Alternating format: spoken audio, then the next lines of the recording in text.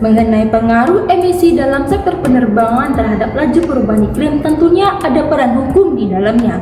Apakah peran hukum nasional dari masing-masing negara atau peran hukum internasional atau spesifik yaitu hukum lingkungan internasional yang membahas mengenai emisi ini? Bagaimana kelanjutannya? Mari kita simak dari jurnal berikut ini yang akan kita review. Assalamualaikum warahmatullahi wabarakatuh. Halo teman-teman semuanya. Perkenalkan, nama saya Yulia Syahira dengan NIM B1124428. Baik, pada kesempatan kali ini saya akan mereview jurnal dari tugas mata kuliah Hukum Lingkungan Internasional. Nama penulisnya tersebut adalah Leonie Markarotua Cahaya Parade dari Fakultas Hukum Universitas 11 Maret. Metodologi yang digunakan pada jurnal ini adalah metode hukum normatif dengan pendekatan perundang-undangan yang bersifat preskriptif, menggunakan bahan hukum primer yaitu konvensi dan perjanjian internasional, bahan hukum sekunder dan penjelasan narasi penelitian karya hukum, dan bahan hukum tersier seperti kamus, ensiklopedia. Dan teknik pengumpulan data dilakukan melalui studi pustaka. Jurnal ini diterbitkan pada 2 Desember tahun 2021. Jurnal ini berjudul Peran Hukum Internasional dalam Menekankan Pengaruh Emisi Sektor Penerbangan Terhadap Laju Perubahan Iklim, mengulas dengan mendalam signifikan regulasi hukum internasional dalam menangani emisi gas atau rumah kaca atau GRK yang dihasilkan dari sektor penerbangan.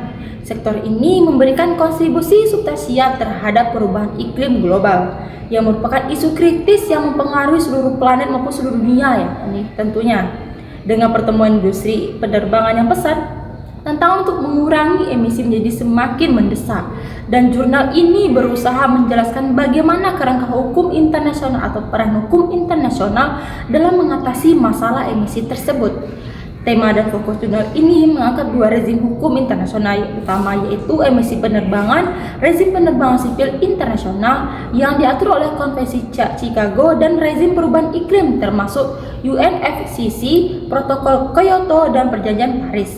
Penulis menganalisis efektivitas kedua rezim tersebut dalam menekankan emisi penerbangan serta menyoroti tantangan yang dihadapi dalam implementasinya. Misalnya, meskipun protokol Kyoto dan Perjanjian Paris memberikan kerangka kerja untuk pengurangan emisi, perbedaan dalam kepentingan nasional seringkali menghambat kemajuannya. Temuan utama hasil penelitian menunjukkan bahwa emisi penerbangan diatur oleh dua rezim internasional yang berbeda. Namun, emisi penerbangan terus berlanjut hingga tahun 2019. Meskipun emisi penerbangan terus berlanjut hingga tahun 2019, ada upaya untuk mengurangi dampaknya. Konvensi Chicago mengatur penerbangan internasional melalui Organisasi Penerbangan Sipil Internasional atau ICAO. Tetapi ketentuan terdapat dalam aneks konvensi tidak memiliki kekuatan hukum yang mengikat secara kuat. Hal ini mengakibatkan pelaksanaan bergantung pada komitmen negara-negara dalam anggotanya ataupun negara-negara anggota yang bervariasi dalam tingkat keseriusan Kyoto. Dan Perjanjian Paris memperkenalkan prinsip tanggung jawab bersama, namun berbeda atau common but different responsibilities.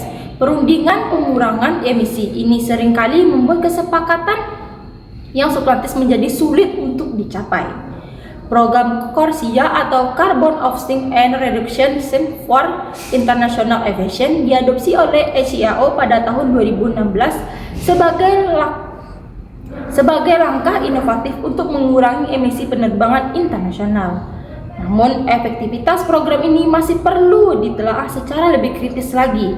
Program ini diharapkan dapat memberikan insentif bagi maskapai penerbangan untuk berinvestasi dalam teknologi yang lebih ramah lagi lingkungannya dan untuk mengimbangi emisi global yang sedang marak sekali isunya saat sekarang ini.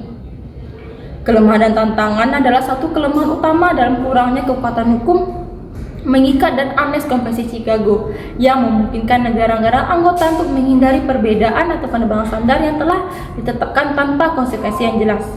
Perbedaan pandangan antara negara maju dan berkembang dalam negosiasi global seringkali mengakibatkan hambatan yang signifikan.